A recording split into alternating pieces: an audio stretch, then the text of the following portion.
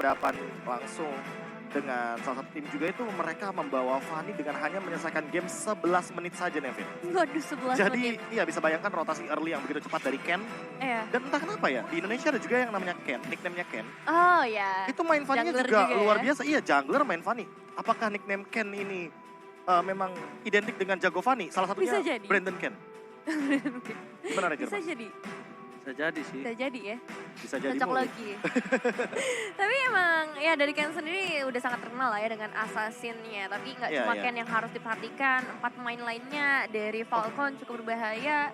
Untuk sekarang Valentina langsung di-ban. Udah di ban. Udah Berarti seperti kata prioritas. Apakah Julian? Prioritas tadi, apakah Julian yang akan diamankan atau jangan-jangan Farsha yang akan diamankan oleh Justin? Karena jangan lupakan juga bahwa Justin salah satu hero favoritnya adalah Selena sebagai mid laner. Ya, Dan itu sangat mengancam sekali ketika ada di Itu- tangan beliau. itu mengerikan banget sih itu Selena dari seorang Justin. Kayaknya langsung memberikan memori buruk gitu kalau ngelihat Selena-nya Justin. Dan Grok jadi pilihan Ini- berikutnya. Pegangan hero-nya Apex 47 soalnya. Iya, dan itu jangan sampai dilepaskan begitu saja. Dan 1-1 terbuka dengan sangat bebas. Melihat 1-1 yang tidak dilepaskan Wah. sama sekali sampai match ketiga. Tapi langsung diamanin. Cepet Faramis, Joy. Nggak pakai basa-basi, nggak pakai AIWO, Sengaja. langsung dipick. Itu sengaja ditukar. Satu-satu yang tersisa emang. Iya, memang terkadang kalau ketika melakukan ban itu, mereka sudah memikirkan akan ada pick apa yang akan terjadi. Atau trade-nya lah, trade pick namanya. Pradenya, iya sebenarnya. Jadi misalkan kita nukerin 2 atau 3 hero yang terbuka dan Yep. kalau misalkan udah diamanin satu oleh tim lawan kita amanin 2 sisanya dulu. Nanti baru pikirin untuk pick yang selanjutnya. Seperti itu. Yang penting kali ini mereka udah mengamankan Faramis dan juga Joy, itu harusnya udah jadi bekal yang cukup besar banget sih untuk Falcon. Dan menjadi PR juga untuk Incendio Supremacy. Seperti apa untuk mengatasi hal tersebut. Mereka punya pilihan yang begitu luas. Dan Estes. Estes. Ya kan mereka bawa kali ini. Oke, ditambahkan dengan satu hero lagi adalah Fredrin. Oh, Yang tentunya ini akan membuat sebuah barikade yang luar biasa sekali. Estes, Iya. Fredrin, mereka powerful di lini depan. tebel Dan banget. dengan heal up dari Estes ini akan memudahkan Fredrin untuk tetap berada di lini depan dan memberikan damage balasan dengan menggunakan ultimate-nya. Dan membuat seorang Joy ini agak sedikit kebingungan untuk menumbangkan siapa yang diarah backline ya. Karena mereka akan berkumpul menjadi satu. Dan itu adalah jawaban dari Naomi dengan Lolita. Jadi dia sudah menjawab dengan setup yang begitu besar dari satu hero Area of Effect dan Ministan dari Charge. Yang kita ketahui dari level pertama aja Lolita udah bisa miliki. Faramis berarti akan ada di tangan Justin. Dan berarti kemungkinan besarnya di sini Yellow Flash kah yang akan menggunakan Joy. Jadi sesuai dengan namanya Yellow Flash.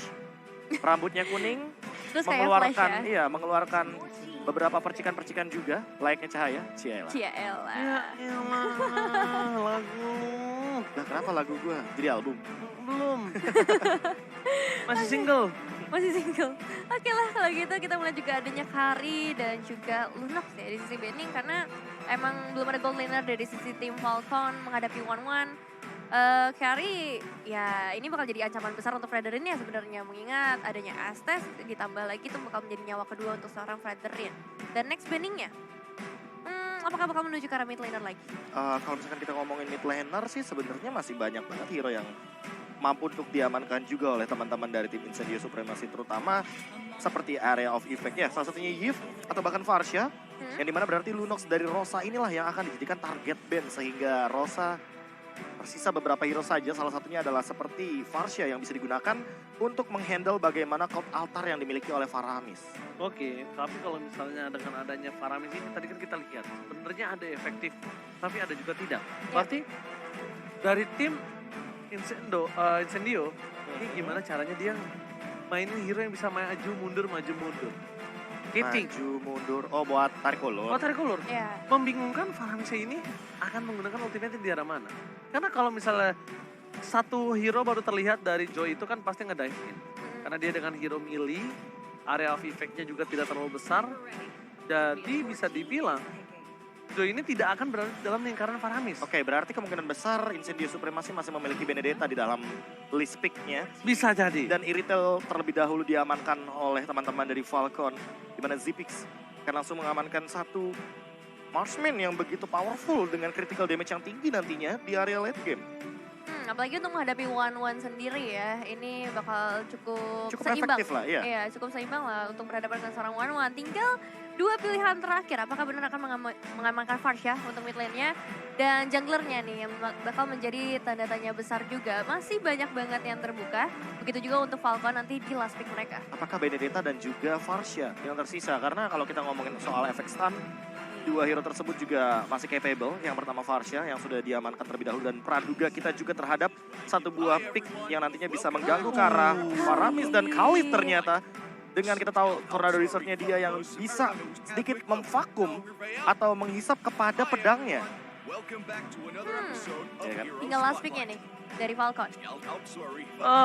Menurut gua ini mereka coba mulai harus atur gimana caranya junglernya ini memiliki damage yang besar. Tapi ternyata Link betul damage besar tapi metode late game dan bisa meng-cancel pergerakan dari Farsha dan juga Khalid. Keputusan yang tepat, keputusan yang mungkin bisa dibilang secara tidak langsung mengamankan posisi Falcon dari keunggulan yang dimiliki dari tim Incendio. Iya, Karena ini ditambah- menurut gua Incendio punya power dari draft pick-nya banget nih. Karena balik lagi, untuk Incendio sendiri mereka sangat mengandalkan bagaimana area of effect yang begitu luas. Dan kita juga tahu bahwa Khalid ini adalah hero yang bisa membeli waktu Iya. dengan Sandguard-nya dia. Heal up-nya kan luar biasa banget kalau nanti udah punya Oracle juga. Yes, karena itu. Yang paling mahal bukan item, tapi waktu. Waktu. Iya. Kenapa? Item bisa dikejar, Lord bisa didapatkan, turret bisa dikejar, tapi waktu tidak bisa diulang. Jadi waktu adalah uang juga ya, Waktu. jadi akan menambah juga dari sisi itemization-nya pastinya. So ini dia dua tim yang akan bertanding kali ini sama-sama dari grup A antara Incendious Supremacy menghadapi Falcon. Dua negara yang berbeda juga yang akan mereka bawa kali ini. Siapakah yang bisa mengamankan posisinya? Oke, Profesor KB, kita langsung saja masuk ke match yang ketiga. Info World Championship kali ini, balik studio minta tepuk tangannya dong! Woo!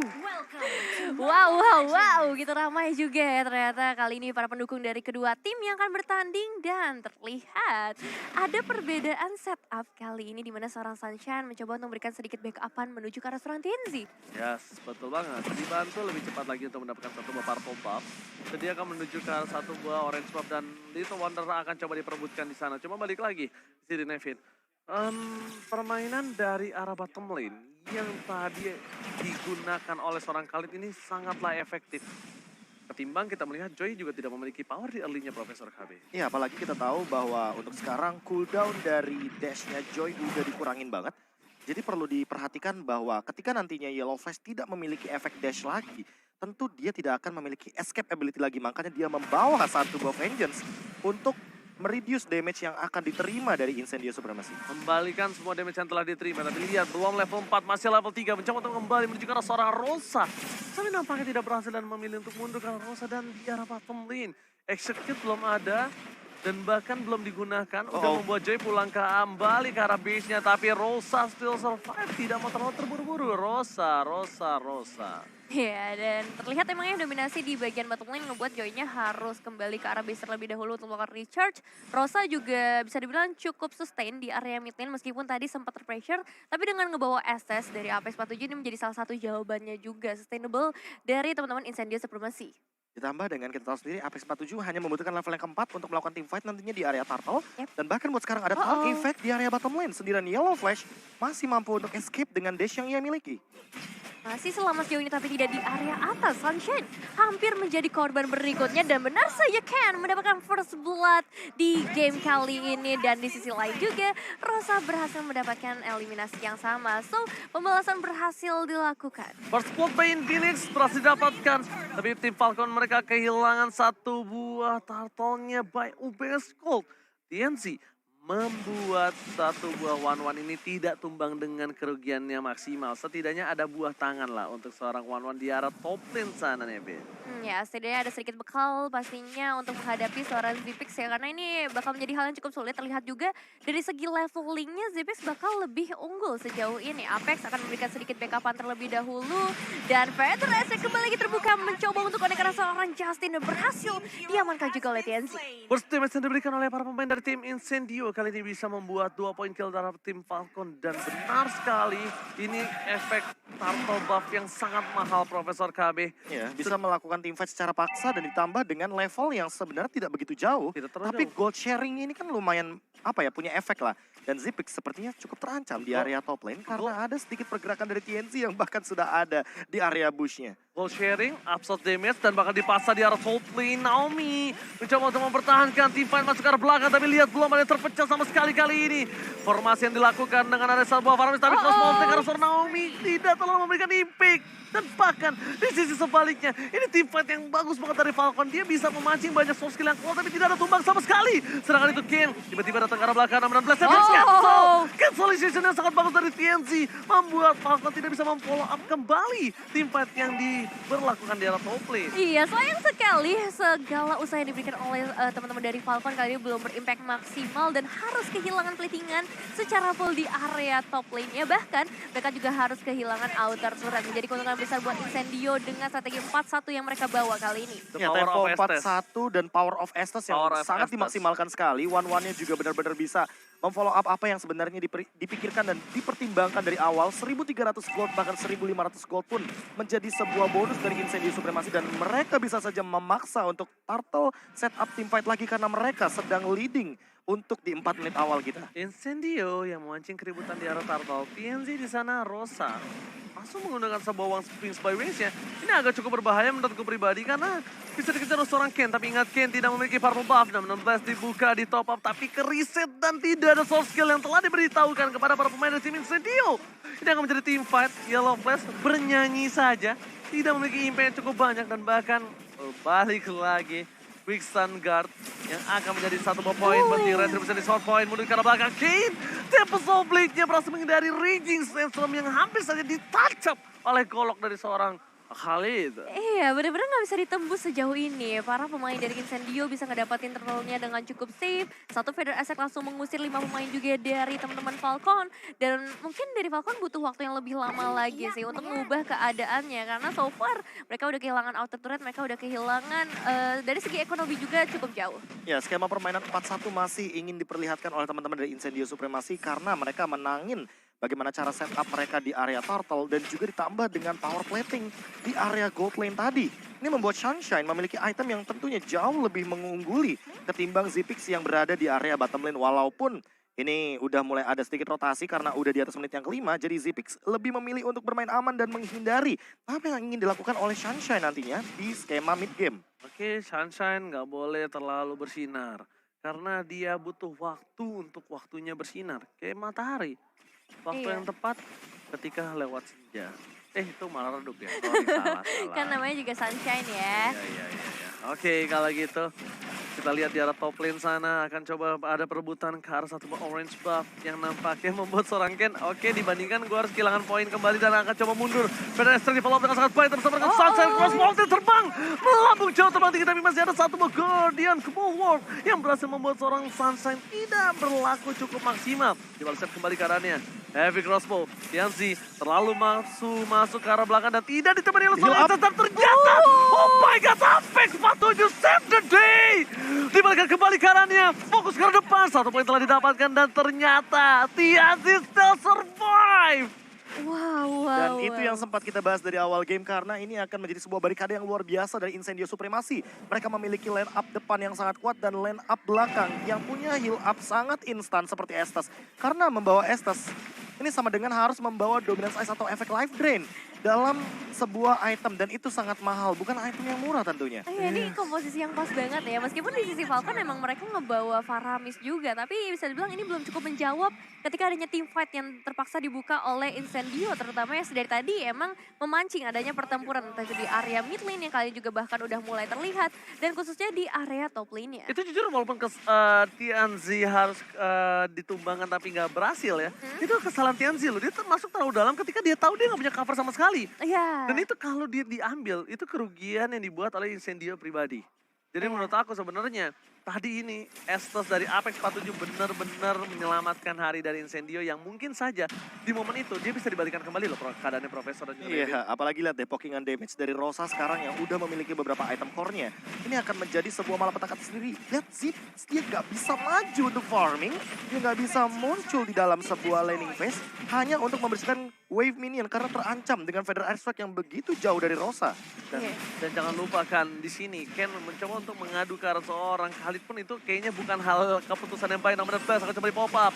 Tercancel begitu saja, lihat cancellation yang sangat bagus membuat tim dari Incendio unggul 5.000 gold. Wow. Lebih unggul lagi, lebih banyak lagi gold yang dimiliki. Dan bahkan satu point kill. Iyalah Flash silang begitu saja. Tidak bisa membendung damage yang diberikan dari seorang Rosa. Wow, padahal sebenarnya Naomi ini diharapkan untuk menciptakan momentum karena dari bayangan mereka juga Incendio bakalan sering banget ke arah teamfight dan memang terbukti dari tadi mereka ngebawa metode 4-1 di dalam game kali ini. Tapi dengan gap seperti ini nampaknya strategi 4-1 udah bukan jadi prioritas mereka. Incendio udah terlalu unggul juga dan kita bakal lihat instant replaynya by Infinix Note Series. Ya, ini dia sebuah setup yang begitu matang dan di follow up dengan cepat juga bagi Rosa karena dia sudah langsung merespon apa yang dilakukan oleh Alien dengan satu Raging Sandstorm yang sangat on point sekali. Dan Ken hanya memiliki satu winning condition yang tersisa. Split push dengan formasi 4-1 dengan syarat teman-teman dari Falcon mampu untuk mempertahankan bagaimana serangan yang dibuat oleh 4 pemain dari Incendio Supremacy. Itu pedang keduanya aja terlalu sakit. Tapi lihat di arah bottom lane akan ada ganking terhadap seorang Khalid. Dan di arah top lane mereka harus mendapatkan satu buah Lord setidaknya. Ini yang bisa dilakukan oleh para pemain dari tim Falcon dengan under kondisi hingga 5.700 Nevin. Gak ada lagi yang bisa mereka lakukan selain memaksa tim fight ke arah seorang DJ Khalid on the floor. Iya mau nggak mau, soalnya kalau mereka kontes ke arah Lordnya menurut aku dari segi team fight Falcon bakal tetap tidak diunggulkan dalam situasi-situasi tersebut. Dan ditambah dengan Holy Crystal yang sudah ada di tangan dari Rosa. Ini dia sebenarnya malapetaka bagi teman-teman dari Falcon. Karena sekali aja kena Feather Airstrike, kalian bisa bayangkan betapa besar damage yang nanti akan diterima. Dan bahkan itu belum Feather Airstrike, udah tidak ada Faramis kembali. Ken ini sedikit bingung untuk mencoba melakukan follow up karena tidak bisa, dia bisa lakukan. Dia bisa melakukan masuk, Tempest Oblate, tapi itu hanya mengeluarkan source kill yang harusnya dia lakukan ketika defensif di arah top lane. Terlalu berbahaya, terlalu beresiko juga, apalagi Lordnya kali ini udah mulai mendekat dari sisi top lane-nya. 5 pemain dari Incendio juga udah mulai bersiap-siap. Pastinya di sisi yang berbeda karena Alien masih dikirim di bagian bottom lane Ranger Mouse. Alright, top lane, TNZ masuk terlalu dalam, berhasil melakukan yellow please. Tidak mau masuk, terlalu terburu-buru karena mereka menunggu Lordnya masuk ke arah base yang dimiliki oleh tim Falcon. Sedangkan di arah bottom lane, base turretnya kembali telah pecah dari pasif yang dia miliki, Nevin. Wow, ini bakal jadi satu bahaya juga ya ketika base turretnya udah mulai terpecahkan, tapi masih ada Magic Sentry pastinya yang bisa dikeluarkan untuk setidaknya mendapatkan informasi penting keberadaan dari Incendio dan memaksa mereka keluar dari tempat persembunyian tersebut. Feather Airstrike dikeluarkan, all in di depan sana, tepat ke DJ Khalid, berhasil mendapatkan execute-nya. Tempest Hold Lane for defensive, base turretnya still survive, tapi ini tidak berlangsung lama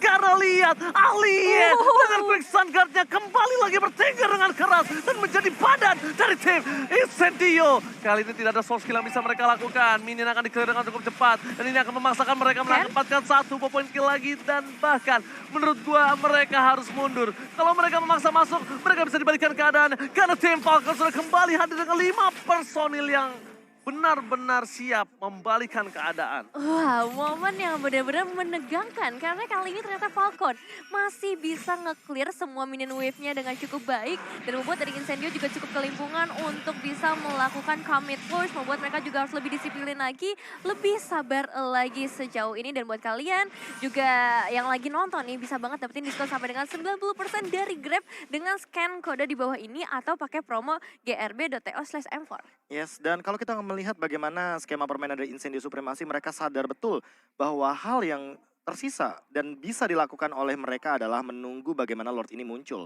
Karena memaksakan team fight menurutku tidak akan menjadi sebuah jawaban bagi Incendio Supremacy, apalagi ketika berada di dalam keadaan yang ternyata pick off-nya bisa dilakukan ke arah Rosa karena dia membawa Purify, bukan membawa Flicker. Rosa dikejar begitu saja dan bahkan di depan sana Lord Enhance telah muncul. Tempest Oblate telah digunakan. Ini kerugian untuk tim Falcon. Mereka tidak bisa team fight di arah Lord. Mereka harus mundur. dan mereka harus merelakan Lord ini untuk tim Incendio. Membalikkan kembali keadaan yang harusnya mereka lepaskan begitu saja. Fokus terhadap Lordnya, ini winning condition yang mereka miliki. Tapi balik lagi, Falcon tidak kenal kesan, dia lepas ke arah belakang. Mencoba untuk memporak-porandakan, dia bisa diberikan terhadap seorang One-One. Belum ada close move terbuka dan bahkan no man place.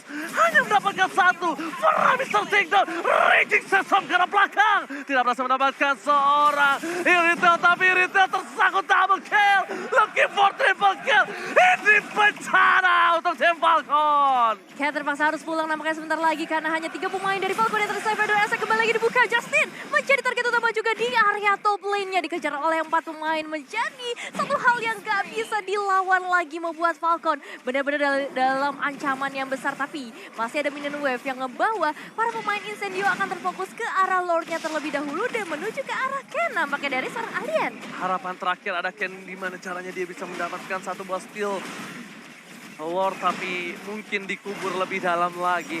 Memilih untuk mencoba mengambil ke arah orange buff, melepaskan Lord. Tidak ada lagi yang bisa dilakukan Ken. Bahkan dia harus menggunakan retribusinya untuk mundur. Dia bakal coba dikejar habis-habisan. Alien is coming. Dan untungnya dia bisa naik ke atas. Tapi bukan hanya itu. Where are you going, Ken? Gak boleh pulang. Maunya digoyang. Tapi kali ini Ken berhasil kabur. Dan memilih untuk mundur dari tim Incendio. Karena mereka memiliki Lord yang bebas di arah tangan Evil. Iya, setidaknya masih berhasil pulang. Tapi entah kali ini berhasil mengamankan posisi mereka atau tidak. Karena Lordnya sudah sangat amat dekat menuju ke area base. Clearing Wave masih menjadi target utama dari seorang Link-nya. Dan Vader Ezreal sudah terbuka di sana, Ranger Mas. Dan bahkan bukan hanya itu aja, Vader Ezreal untuk membuat Lordnya bebas masuk ke arah base.